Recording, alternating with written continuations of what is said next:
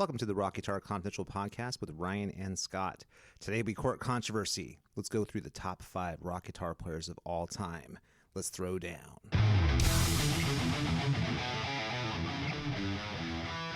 All right, we're recording now. With a low level of latency, which is way less distracting, which is good to know. Yes. So we got some very important thoughts to get out in this thing, and if the latency is there, it's going to make it harder to do that. That's very true.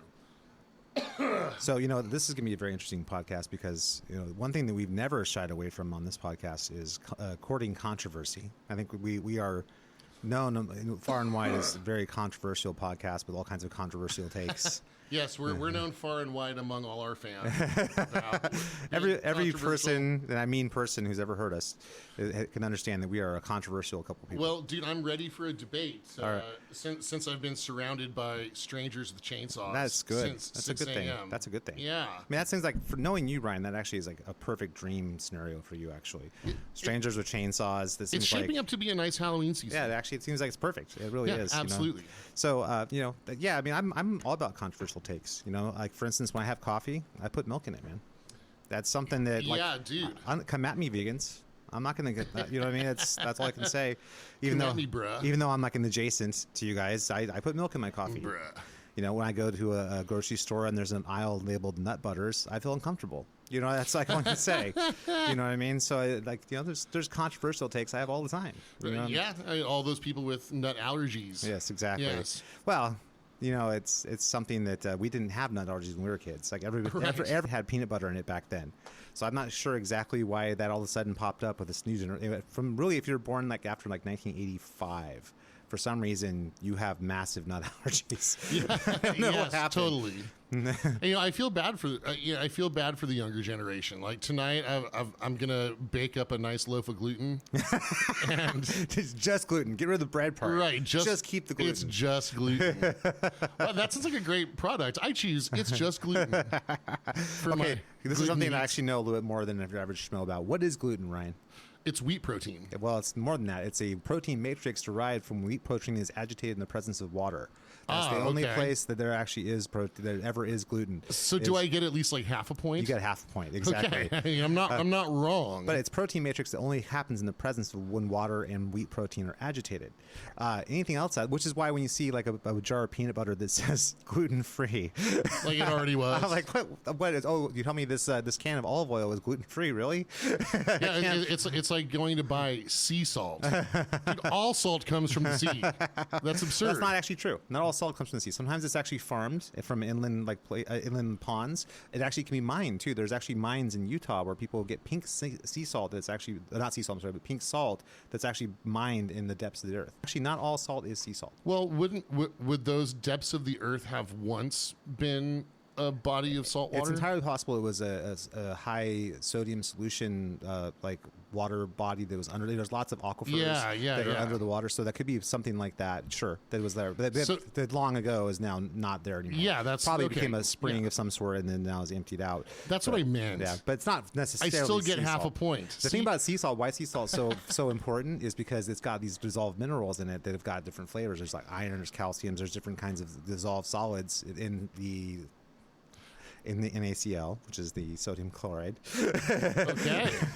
Educational episode that you find inside the sea salt. Anyway, the point of saying it's going to have a different flavor. If you get sea salt from San Francisco, it's going to taste different than sea salt from Tokyo or someplace like that. Everything's going to have its own thing. So there actually is something to that. The gluten thing is, it is slapped it on anything. It's like, it's like oh, you tell me this cheese is gluten free. Right. Thanks a lot. I didn't. When did you mix the cheese with wheat? I don't understand when that happened. But anyway, it's also a thing that no one ever had problems with until like the last 15 years. Like I ever knew anybody who had a wheat allergy ever. Wow. Until maybe 2008 is like the first. I guess that just popped up out of nowhere. Yeah, dude, I'm telling you, man, that and the whole gluten thing. Yeah.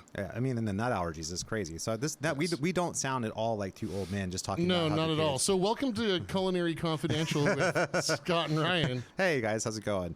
Thank you for joining us today. Now we were getting into hot and spicy stuff because our topic of conversation today. I had the worst milkshake the other day. Was it filled with spice? It was. Should have gone light in the sriracha. Yeah, man. Baskin Robbins has a new flavor for the month of October called Virgin Blood. I wish it had been. Oh, okay. It's called Spicy and Spooky. Now, I thought it was just going to be pumpkin spice. Okay. Or cinnamon or something, right? Or something like that. No, it's like black licorice seasoned with ghost pepper. Wow. But it's ice cream. That's really weird. It really is. Please tell me at least it's got some kind of curse, some pharaoh's curse on it that'll like bring ruin to people. It cursed my palate with confusion. and then eventually cursed your toilet with all the consequences of said confusion. Yes. I was struck by the curse of disappointment. I think I've been hit with that a few times myself. So that says. But anyway, let's get into today's topic. Yes, today's topic is going to be an interesting one, and hopefully we're going to piss some people off here. Hopefully, this is going to come down to what I would say are the big 5 guitar players in my book, and maybe in Ryan's book. I don't know. We didn't talk about this before. Yeah. So, who is the most influential guitar player of these 5 players? And I think everybody who has ever listened to any episode of this podcast probably already knows where I'm going with this. But we'll see how it goes. Here are the 5 players. We're going to decide who is the most influential. Number 1, Jimi Hendrix. Number 2, Tony Iommi. Number 3, Yngwie Malmsteen. Number 4, Randy Rhoads. And number 5, Eddie Van Halen. So of those 5 players, who is the most influential? Now, how would we define influence, Ryan? Everything has changed after they arrived. And I guess one argument can be made for any of these guys that's the case. I would say that like anybody, if any of the guys on this list, if their careers wouldn't have happened without one of the other ones, then I think the other one takes the crown. Oh, so whoever's first? Well, just if there's some players whose careers would have happened. It doesn't matter. Like I love Yngwie. Mm-hmm. I love Yngwie. Yep. I heart Yngwie. You know who loves Yngwie too? Yngwie. Yes, he's right. Absolutely. Yngwie's biggest fan. Yeah. Absolutely. But I mean, we wouldn't have Yngwie without Jimi Hendrix, and Yngwie will tell you that. Yeah, that's true. But Hendrix couldn't have fathomed what Yngwie was going to do, though, either. True, but the question is influential. By the way, neither could Paganini, who's another huge influence on. Well, then, okay, thanks for listening, everybody. Paganini wins the dark horse. First, right? The dark horse candidate. I would push back on that. I don't think it's about first. I would say who's the most influential, who influenced the greatest number of masses to change what they do.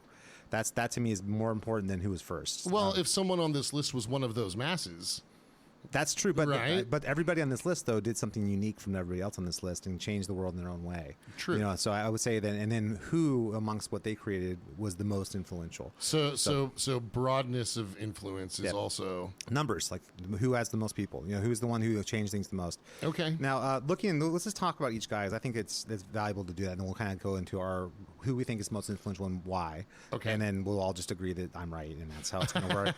And then there'll be the arm wrestling portion. Exactly. And then the death match. Yeah. The feats of courage. All right, so let's start with the guy who was first in this list, which was Jimi Hendrix. Let's go chronologically. So Hendrix undeniably changed music when he came out. There was nobody like him before. One could argue there's been a lot of people trying to be like him since, but nobody ever succeeded to be like Hendrix. Lots of imitators. The biggest things to me is that I would say he brought a level of virtuosity to rock guitar playing that had not been seen before him.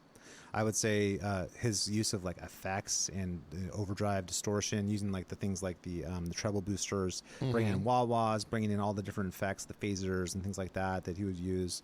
The reverse flange things in the studio. That was groundbreaking. Nobody else was really. Maybe you could say the Beatles. Yeah. were kind of pushing that sort of ground before him, but not in the guitar direction like him. Yeah, he popularized the E7 sharp 9 chord. Yes, otherwise known as the Jimi Hendrix chord. Right, which I think you can trace that back to his time playing in like the U.S. Army Band, and then backing so he up, knew his stuff. I mean, he actually was backing Little Richard and stuff at one point too. Yeah, he was, that people don't know that about in his early career. He was, that. Then unfortunately, due to like racism in the United States, he had to move to England to actually break out because that's the only place that they would able to acknowledge someone as amazing. And then ironically, he re-imported himself into the United States again, and now it's like, okay, here we go. This guy's amazing. Like, I don't know why that couldn't just happen from the beginning, but this kid from Seattle. But I don't know. It's the best thing to come out of Seattle. I would agree with that. I mean, that Queensryche with me is like one in right up there. Queensryche, definitely. That's just me. I'm a metal guy. So. Well, I think I've got Queensryche I never think about that. I usually try to kind of like they don't seem like, they actually seem like they'd be a European band. Like they come from London or something. I feel like that. Queensryche and Heart are like too good to be. Well, Alice in Chains too. I'll throw them in there too. Yeah. Alice in Chains is a badass. I band. feel like they're too good to be from Seattle. I have a beef with Seattle. Yeah, but Hendrix though was the OG Seattle guy, and I will say this: I unabashedly love Hendrix, and I think the one thing that is an amazing testament to how great Hendrix was is that we're still talking about him with some 40-something years after his death. Oh, no doubt. 50 years. He died in 52 years after his death. He's arguably more popular and more famous now than he was at the time of his death, which is incredible considering the dearth of output of material he had. He had 3 albums basically, and there's been thousands of posthumous releases and stuff. But there's definitely Jimmy arrived. There's a confluence of the artist and technology at play with Jimmy. Yep, and kind of at that time when that kind of technology was just becoming available. People can start using, those kind of effects. Like those ideas were not really thought of. Guitar was almost like an afterthought, but up until like 15, 20 years before that. Well, and it was used mostly as a rhythm instrument. Yeah, exactly. Right? I mean, I guess you could really give Les Paul the credit. Yeah. On I'll give turning for it so into, much. You can give Les Paul credit. Yeah, absolutely, man. Honorable mention. I just don't feel like he's really. I think he touches everything we talk about, Les Paul.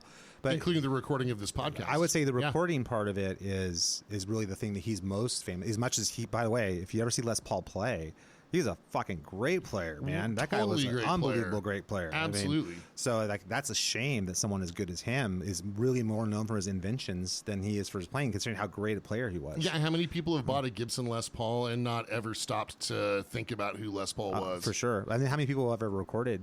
Any recording that you have of any kind of it's GarageBand on your laptop, that's thanks to Les Paul. That's right. It wouldn't exist without Les Paul, and neither would any of the guys on this list exist without Les Paul.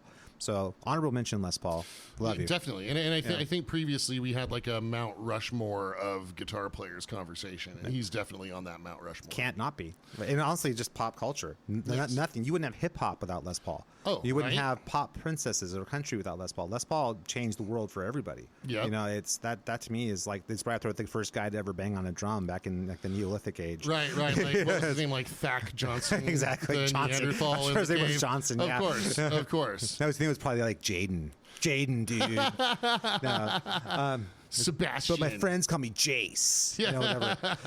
No. I'm Sebastian Flintstone. So, as much as you and I are more like into like more modern players than Hendrix, I love Hendrix. I think Hendrix is great. Of that time period, he's definitely my favorite player from that time period. I do love Beck too, but I feel like of course. The problem, the reason I don't love Jeff Beck as much as Hendrix is because his writing was basically non-existent. So Jeff Beck's a great guitar player, incredible, very innovative, one of my favorite players of all time, but he didn't write. So like Hendrix wrote like a beast, and all those songs are still massively famous and almost like fine wine, getting better and better with the age. And instantly recognizable. Yep, exactly. Like there are no like successful imitators. Yeah, exactly. Well, yeah, there are guys, and you try his style was so unique to him. As soon as you try and imitate him, you're exposed as a total like ripoff dude. Yeah, you can't really do that. You can't tread that territory because that's his alone. You know what I mean? And the fact that so many great songs, and he wrote them when he was like 25, right? Dead by 27, and I mean like that stuff still stands up. It's incredible. I mean that's someone who needs to be recognized. And the thing I would say though, let's just talk about the influence part of it for a second though, is I don't feel like his influence amongst the like we were saying, people didn't really try and copy him so much. They just sort of like were influenced by his use of gear and maybe his stage persona a little bit. But a deep wellspring of inspiration for other artists. But they didn't like inspire a huge army of people to just try and do what he does. Does that make sense? Everyone. He definitely was an artist that expanded what we thought was possible. But he didn't necessarily there wasn't like 50 Hendrix clones the next day. You know what I mean? Yeah, like the record companies didn't, go out and sign the next Hendrix. Yeah, everybody who's got Hendrix. A guitar headstock upside down and wears a bandana, let's find that person. Extra credit too, because Jimmy was a doer. Yeah, it's true. Right? As much as the dude had his demons, he definitely was. I think it's that artist inspiration. He had to do it. That was just what was in him. You know what I mean? Yeah, you flip the guitar upside down, and there you go. Right? I mean, he didn't let the lack of availability of a left-handed instrument get in his way. And he took all the tools available to him at that time. He went and he said, okay, let's make this into something special and unique. So, but I don't know how wide his influence. As much as I think his music is still valid and still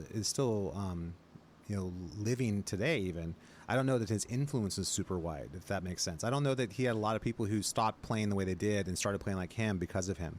You know what I mean? Well, maybe playing like him, but he definitely influenced people to play differently. How many people started playing guitar at all because of Hendrix? That's a good point. And so you've got That's a good point, because Hendrix really inspired people to pick up the guitar. They didn't necessarily try and play like him, but they definitely were inspired to pick up the guitar. Yeah, sure. like how many guitarists would we not have at all had it not been for Jimmy? So let's bring the next guy into the list, and that's going to be Tony Iommi, because we're going chronologically. Yeah. So Tony Iommi to me is another guy, and you said this best, right? He created a whole genre of music. Absolutely. There's no heavy metal without Tony Iommi. There is none. And the guy is still alive, which blows my mind. It's just like almost like if Mozart was able to stay alive for another 200 years and see his influence. It's like amazing how that works. And yeah, I mean, I think the thing about Iommi is everyone gives him credit for how great a player he is. Because everyone's totally. like, oh, the riffs.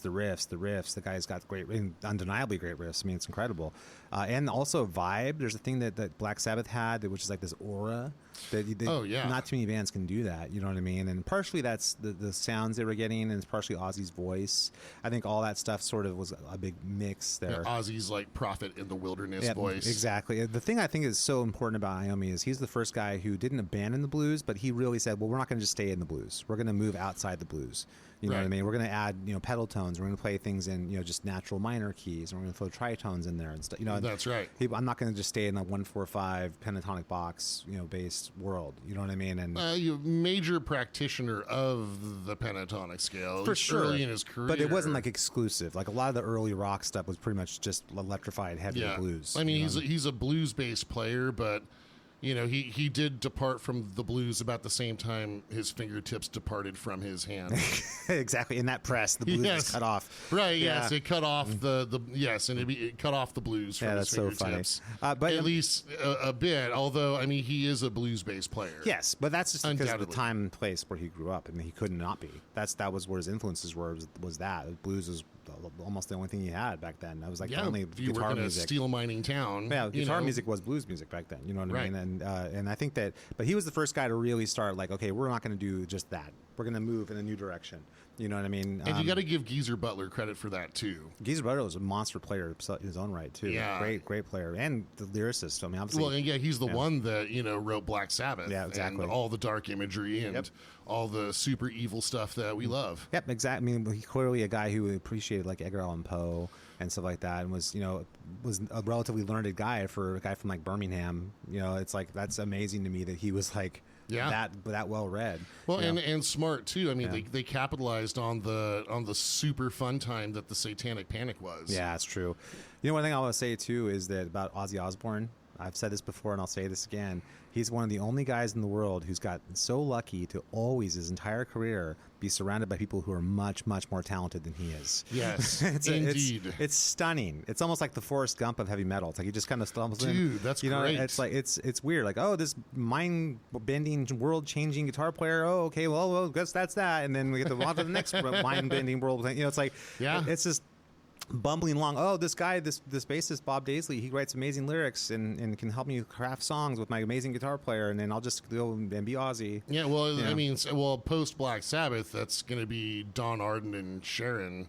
Well, really, really, Bob Daisley and Randy Rhoads are the ones who Bob Daisley wrote the stuff, and then you got to give Dana Strum credit for making that Randy. connection, right? But that being said, though, I mean, it's like how lucky can one dude from just be? He's just going from amazing guitar player to amazing guitar player to amazing guitar. Oh, Randy died. Oh, there's this guy Jakey Lee.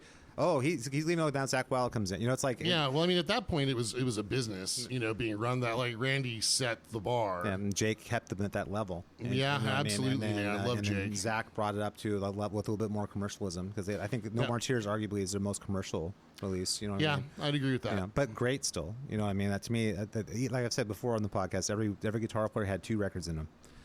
Randy for obvious reasons, but then Jake for business reasons apparently, and then Zach just kind of I'm not sure if they just. Dude, I'd give Zach. I love No Rest for the Wicked. That's a ferocious album. Oh, dude, I think the 2 records he did, No Rest and No More Tears, anything starting with No. Any of those. Yes, the No albums. Exactly, I agree. Incredible. I mean, I like my favorite Ozzy guitar player is Jake. That's just my me taste. too. Yeah, well, I mean, I love Randy too. Yeah, but that to me, like, his style speaks to me the most. I would say of all those guys, and I love all three of them. I love Zach and I love Randy because anybody with a brain loves Zach and loves Randy. I'd say Randy's more influential. No, that's actually the next guy on the list. So there we go. Well, actually, next guy on the list chronologically would be Eddie Van Halen because he's the next guy that came out.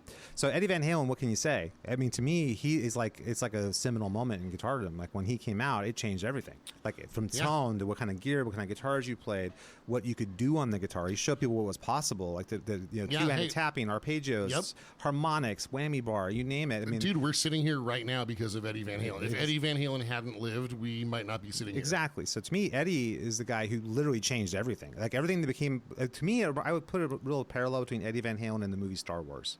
I feel like there's the guitar before Eddie Van Halen and there's a guitar after Eddie Van Halen. And same with like movies. Like there's movies before Star Wars and there's movies after Star Wars. It kind of changed the conception of what a movie could be. And I think Eddie changed conception of what guitar could be. You know what I mean? People didn't conceive of that before him. You know what I mean? And I think that is... And then if you see the Army, really the next 12 years, 15 years of music, it was all in the wake of Van Halen. You know what I mean? So would there have been a Van Halen if there hadn't been a Hendrix? There probably would have been because there would have been an Eric Clapton. And Eric Clapton is the guy that led to Eddie Van Halen. And so... Well, maybe Eric Clapton needs to be on our list then. He shouldn't because he's not that influential. Well, okay, so... He was at the time, one time, but like to me, Eddie, though, what he did is he took everything he did before that. He took all the 60s blues guys and the blues players before that, and he took that and he mixed it with his understanding of classical music.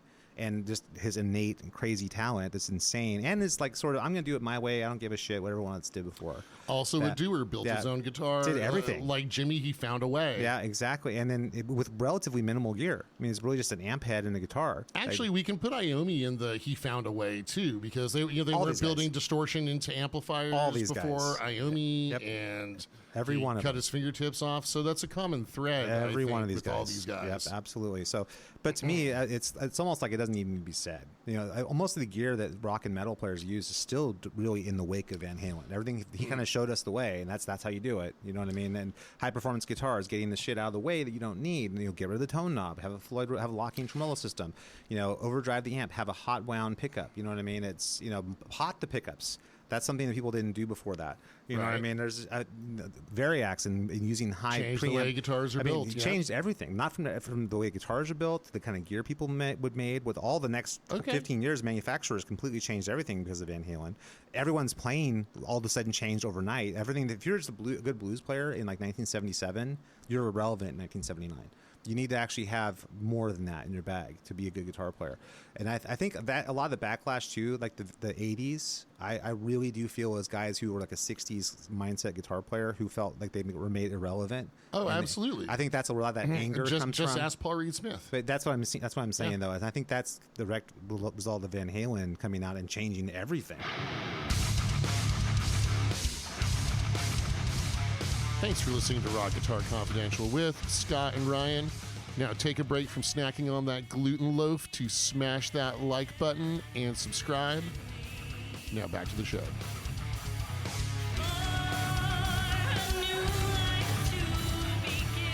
So, and then that brings us to Randy, which I think we both agree brought a lot of different things to the table than Eddie Van Halen, but I still feel like he kind of was riding that crest that Van Halen had started. You know what I mean? He kind of was coming in at that right time with that high, really high virtuosic technical ability. Yes. But what he also brought to the table was a little bit more better understanding of harmonic invention. So Randy played with his brain. Yeah, I agree with that. Eddie played with his crotch.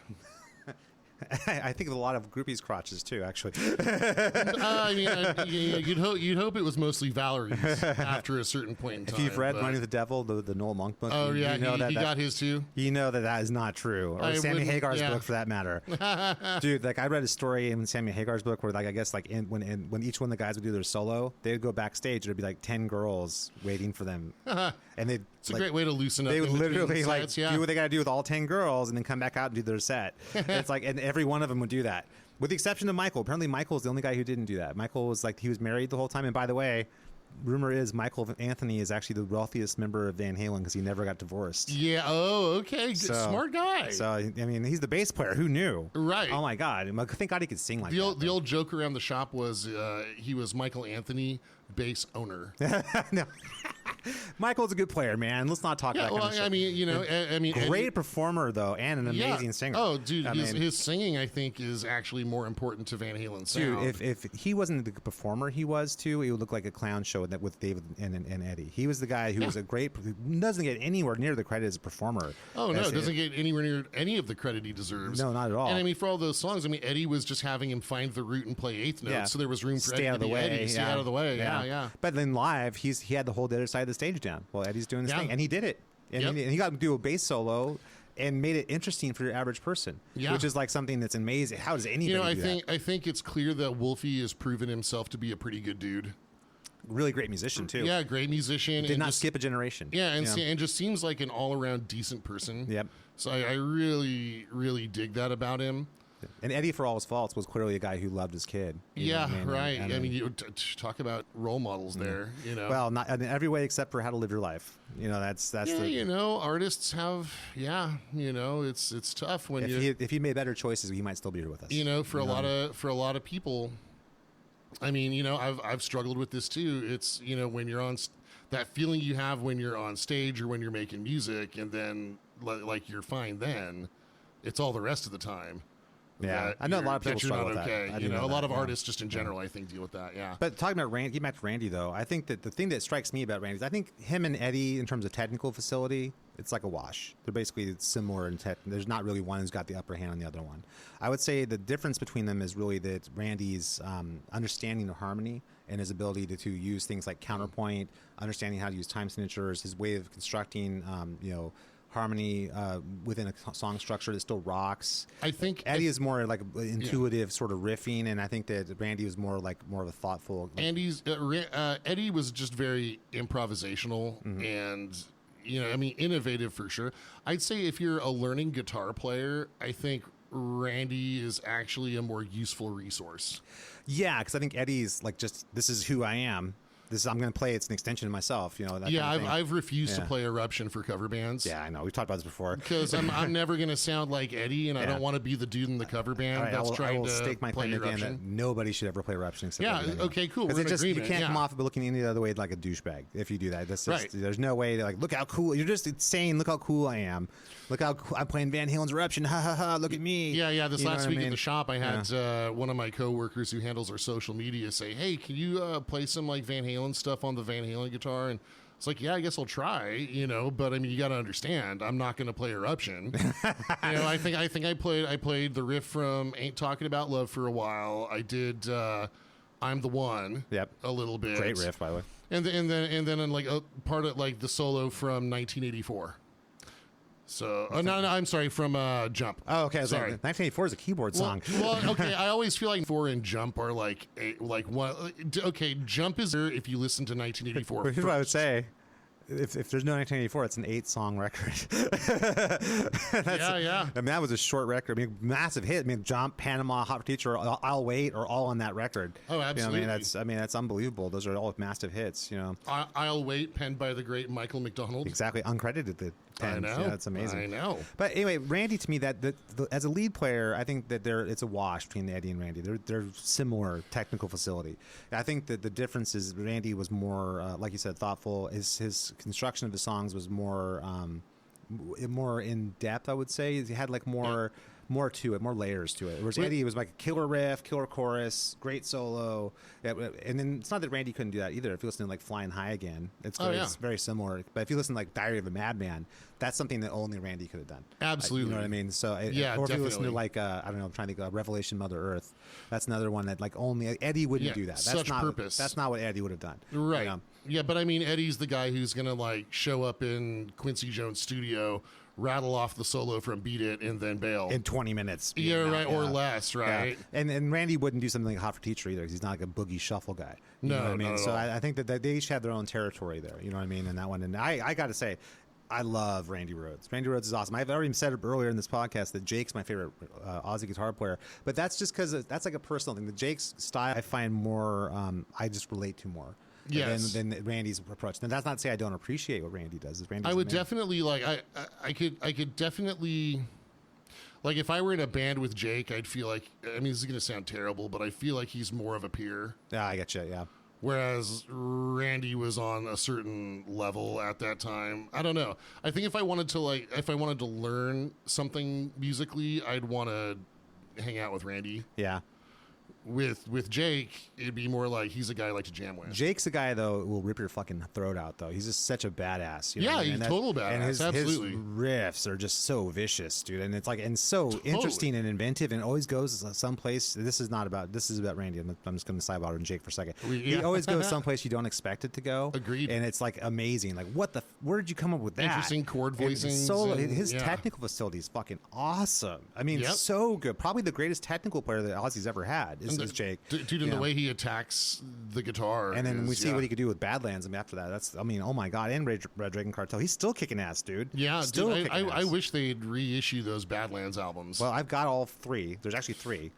There's the two that were released, and there was an album called, what was it? Dude, I got to rip those. Oh, yeah, I'll bring them in. So there's Dusk. There's Self-Titled. Dusk is the one they did after the fact that was like their demos for the third record before they got dropped by the label. Okay. So they did Dusk and Voodoo Highway. I'm sorry, the Badlands and Voodoo Highway are the two that got released. I think it was by Epic, I want to say, is who was their label or something. Okay. And then they did Dusk was going to be the next record. Got it. And then they got dropped before that record got released, but then they later put it out, and we all can enjoy it now. And you can see how killer that would have been. That's after the singer Ray Gillen. Yeah, Ray Gillen died. Yep. But anyway, so Randy, nothing but love coming from me on that. I love Randy's playing. I mean, and undeniably very influential in this. For a certain wing of metal, very influential. I would say, the bands like even like anything that's in like the goth or like proggy sort of metal world, or like the more like power metal world, definitely very influenced by Randy for sure. That kind of classical influence. Speaking of classical influence, last guy on the list, one Yngwie J. Malmsteen. So out of all of these guys, Yngwie's the one that I listen to most. That's interesting. That's for me. I love Yngwie. I would say I listen to Eddie. like when I'm driving to work, there are at least 5 months out of the year that are Yngwie months for me. I gotta tell you, there's at least 5 Yngwie records that I love. That I think which ones? Well, okay, really most of the first ones. I mean, I was right off the bat. You got Rising Forest, Marching Out, and then Trilogy. Yeah, right? Trilogy. I've got a special place in my heart for Trilogy. And then I love Odyssey and I love Eclipse. Those are my 5 Yngwie records I love. Then with an honorable mention, I really, really like Fire and Ice, and I really, really like Facing the Animal. Those are really good albums. Yeah, too. dude, Facing the Animal is one of the best song albums from Yngwie. Those got like really hit and miss after that. Like those 5 I mentioned, like Trilogy, Rising Forest, Marching Out, Odyssey, and Eclipse, great, top to bottom records. So I really love Fire and Ice. Fire and Ice is great too. I mean, that's more spotty. There's a few. Well, I mean, Marching Out's a live album, so that comprises. No, Marching Out's not a live album, isn't it? No, that's got I'm a Viking and stuff on it. Oh yeah. Okay, well, there's also the live. I think you're thinking Live in Leningrad. Yeah, that's which is also awesome, by the way. I love awesome. That's really good. Definitely as a performer, Yngwie takes the crown. He's so good. I mean, even now he's still great. But still great. The only thing about Yngwie I ever have any kind of criticism whatsoever about is that he just does his thing. He's got this Yngwie thing and he does it, and it's better than any other Yngwie thing that's out there. But it's like Kristen Pelletieri does a mean Yngwie thing. So Joey Tefol at one point, and Vinnie Moore's got a couple records that are pretty Yngwie-y. I think Pelletieri is like the closest. Oh my gosh, Michael Romeo. I mean, very Yngwie. Yeah. But here's what I say about the influential part of this with Yngwie is that he definitely changed everything.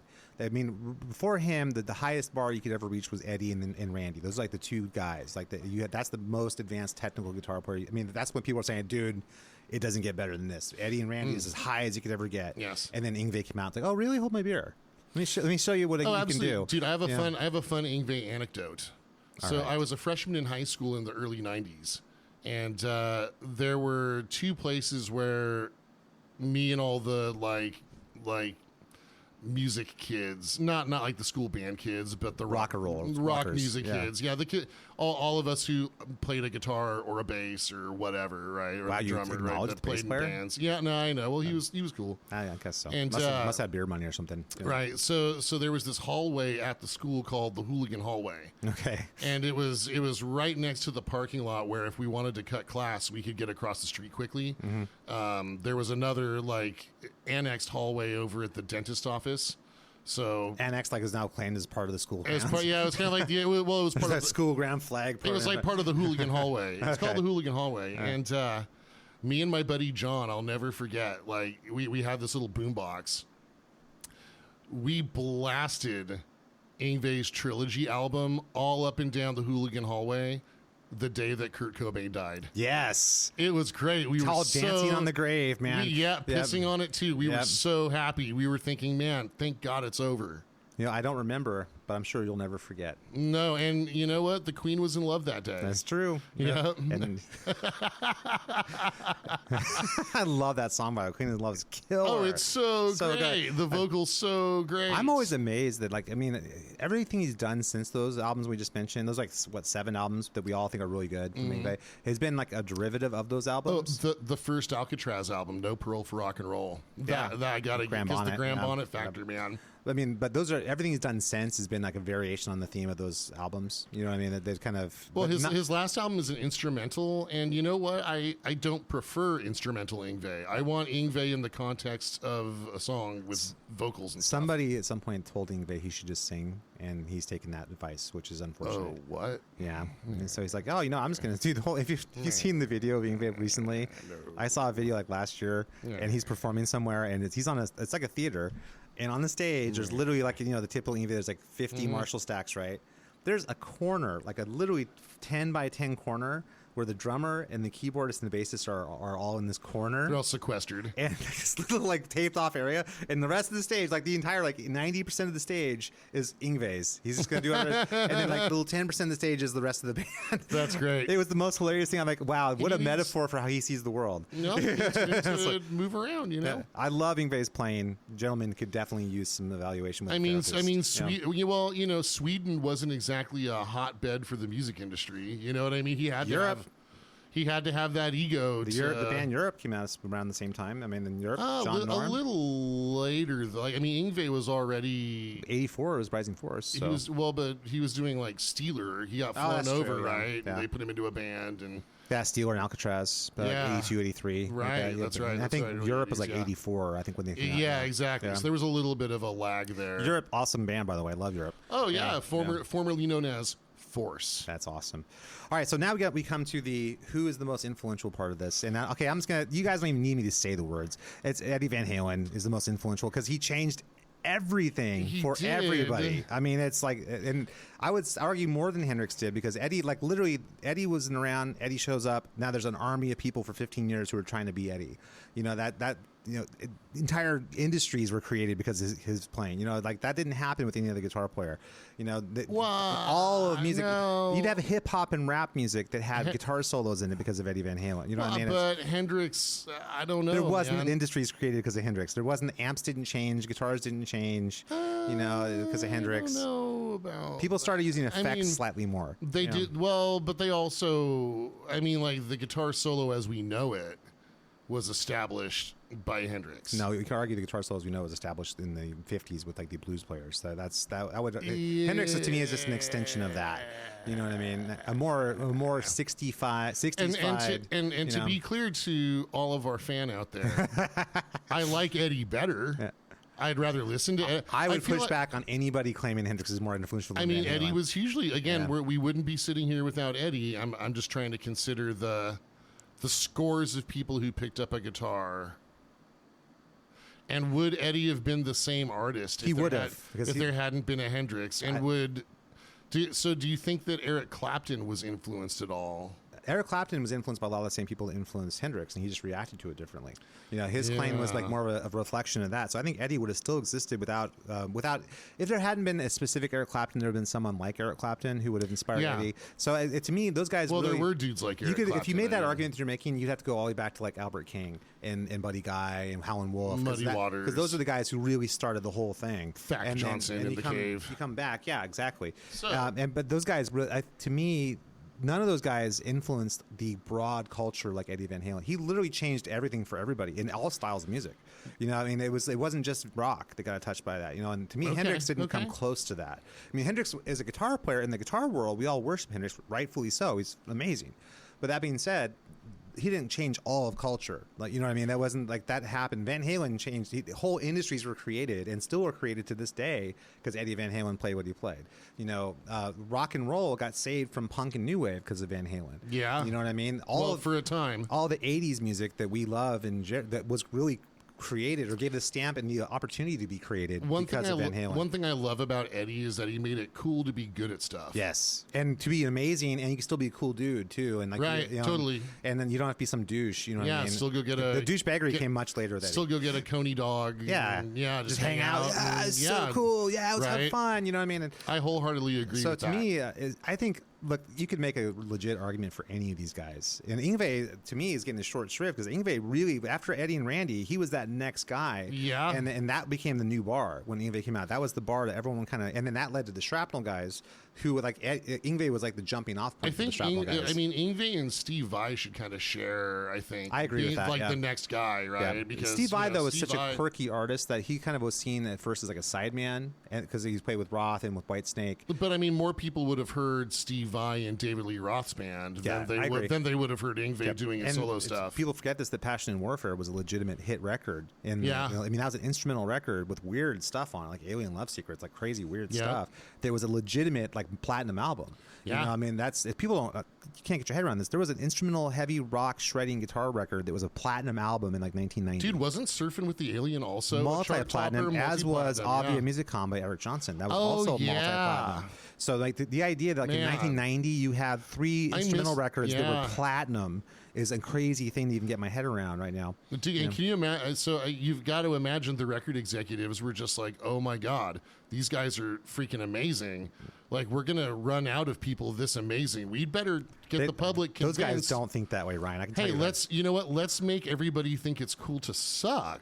Then we can find a bunch of people that suck, and we'll sell a lot of sucky music. All they were doing. Enter Cobain. They were looking. That's not why they did that, though. I can tell you right now that there's always going to be great guitar players. At the time, there was no dearth of great guitar players. But I mean, if you were a business person, wouldn't you want like an endless supply of crappy musicians to sell to people? I think it wasn't so much. I don't see. The thing is, those guys aren't musicians. They don't think like musicians. The people who run the like record labels, they think like marketers. Right. And what they're thinking is, okay, what's going to be different than what's popular right now? What can we now change and then multiply and maybe release to more people than what this is going to do? So you're saying it's a side benefit if the pool of musicians really suck. They don't even contemplate that at all. It's they figure whoever's going to be there is going to be there. It's more about the product to sell. So they thought, hey, we could really stake our claim and say, this whole new generation, this is your music. This is what identifies you. You're not like those other guys. This is your music now. So they were like, hey, new generation. The music was almost a side thought. I wouldn't even think about the music part of it. So they were like, what's going to connect with this new generation? I know they suck at stuff. Yeah, it's cool to suck and not try. To suck, and that's our generation, right? Sucks. They're like the slacker generation. We're like,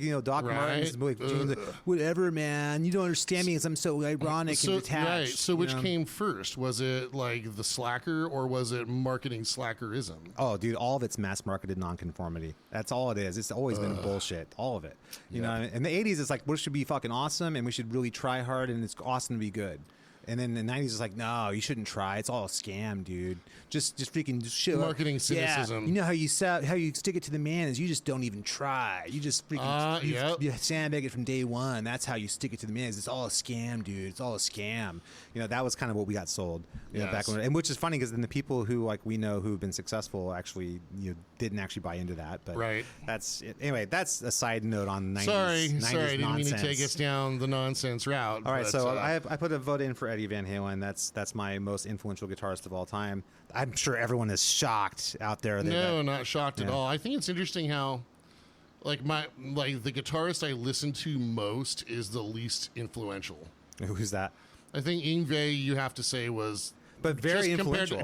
Very influential compared to all the other guys on this list. Yeah. I think Yngwie was technically least influential, although hugely influential. I would actually argue Randy's probably the least influential on this list. You really think so? Because I don't think he really, the audience that he reached, it's not the audience I'm trying to say, the people who picked up his baton from him are much more niche. And Yngwie really, you almost could argue after like 86 on to like early 90s, influenced more guitar players. And then Randy, I'm not trying to diminish Randy's influence. Well, would audiences be hungry for Yngwie if Randy hadn't already paved the way? That's not what the argument is. The argument is who is more influential, though. And I think that the people that Randy reached were definitely more niche than the people that Yngwie made, at least for the time period. Now it seems niche, looking in hindsight, that Yngwie's audience was very niche. But at the time, that was mainstream. You know what I mean? So does it... so... By the way, you know this, Ryan. I love Randy. No, I don't doubt this. I'm just trying to qualify the rules for determining influence. So, like, if you influence the guy that influences the guy, I don't think it has matter who then influenced you don't get like the hockey assist numbers. of influence. It's numbers of people that you influence. You mean directly? What did you change about the world that was different after you? It's not about who came before you or after you. It's what did you change. I think is the difference. Okay, well then Randy kicked off the whole neoclassical thing. I would agree with that. Straight up. Well, you could argue Blackmore. Richie Blackmore before him, right? But Randy, I think what we would consider now to be neoclassical. I agree. It was Randy. Yeah, sure. and so that like I don't think Yngwie has the same career if Randy hadn't been around. I would argue that's true. I think Randy gave the ground for Yngwie to come out. I think he like laid the groundwork for Yngwie to be successful. Yes. But then Eddie too, in a way, because Eddie brought that technical guitar playing thing up, and then Yngwie just picked it up and took it to another level, the technicalness. Absolutely. Well, and Yngwie was also wise to reach into the past. Yes. And then update. And that differentiated him from like Eddie, and it wasn't like because I mean people would argue all the time like who's greater, Eddie or Yngwie. I mean Eddie is an evolution of the blues guitar player. But with bringing a lot of the classical elements to it as well, and things like harmonics and using the bar and then song structure. Techniques. I mean, he's like the master of so much of that stuff, and I think his style. He's a much more technically adept guitar player, Eddie, than people even realize how great a guitar player he actually was. Because he'll only show it every once in a while. It wasn't like he would like really like I'm gonna sit and he could Yngwie out if he wanted to. You know what I mean? That wasn't his thing. Like he's not known for being he would tap an arpeggio before he'd sweep it. But he would actually, if you listen to like Spanish Fly and you listen to some of those flat picking runs he was doing, it's just like that guy could Demiola if he wanted to. Ooh, Demiola, there's... But he could have, you know what I mean? There's a guy that should have been on the list. Well, he didn't have very broad influence. But I mean, influence the guy who influences the guy. That's not the game we're playing. No, okay, so, like, I'm arguing for the tree of influence. I'm arguing who got influence. Like, what's the numbers? I want credit for the hockey assist of influence. All right, so you going to vote Randy? Is that what you're voting? Or are you voting Yngwie? Well, okay, but that's why I'm trying to like iron out this whole hockey assist thing. It's not about who came first. I was originally gonna say Hendrix, but it's not about who came first. I'll say like in this. Okay, I'm gonna give it to Eddie. Thank you. All right, that's it for today on Rock the Car. Thank you. Good night. I'll give it to Eddie because Eddie is still relevant. Yeah. And has always been since '78. I mean, that's the generation that's inspired by, like the kids aren't buying. I mean, I know that's because we just lost Eddie, and the generation that grew up with Eddie are adults now, and they can buy EVH guitars and all. I get that.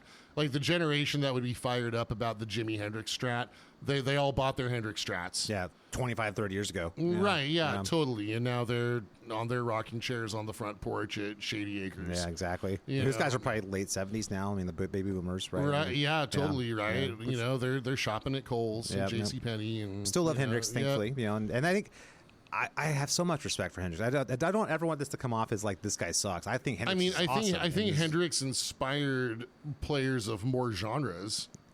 I don't agree with that. I think if you look at like the entire '80s thing, like all the '80s playing, there was like R&B songs with like guitar solos in it. There was like rap songs with guitar solos in it. You know, what I mean, that's a direct result of Eddie Van Halen. Country music has guitar solos that have like rock influence. That's because of Van Halen. Well, and that's also because of MTV. That's and true. Technology. You but know I mean, which is fine. His influence was super. If you like close your eyes and think Guitar Hero, you picture Eddie Van Halen in your head. You know what I mean? That's what that is. I mean, cool. Dude, I'll take it. I mean, I love Eddie Van Halen. So yeah, no doubt. Oh, yeah. Absolutely. And you know, I'll say that. I told you about that video I filmed at work. You know, in my TV studio in Elk Grove, right? I told my buddy, like, dude, here's what I'm willing to play from the Eddie Van Halen catalog and not feel like a douche, right? Just like so that Eruption, so that people like I'm not going to play Eruption, yeah. right? Yeah. But you know, I'll do this and I'll do this and I'll do this. You know, I teach these things all the time, and this is what they are, right? But I told him, hey, I know we got some Jackson Rhodes V's in. Dude, I'm your guy. Let me know when it's Randy video time. Flying High Again. Dude, I'll just play Mr. Crowley start to finish. Yeah. Like whole thing. I'll just do the whole Crazy thing. Train's probably the one everyone would know. Well, that one. Yeah, actually, with my students, I tell them, you can learn everything you need to know about playing rock guitar from Crazy Train and Mr. Crowley. That's actually great advice. That's totally true. Look, like I said, I love Randy. I think Randy's amazing. I think Eddie and Randy are kind of similar to my mind to like Hendrix and Clapton. You know, in the sense that kind of they came around at the same time, kind of treading some of the same ground, but like really like influenced so many people between the two of them. It's crazy. Yeah, but it's slightly different. You can kind of pick your flavor, which one you like better. So you know what we should do is we should have like brackets. Like this should be like a final four kind of thing. Yeah, do like exactly. Do like it was like Sweet 16, and then have like we should do like head-to-head matchups. Ooh, this might be good. We already know that Eddie wins, so it's like we got to like Well, I mean, dude, I'd throw Les Paul in there. I'd reach Here's a what I little would say. further.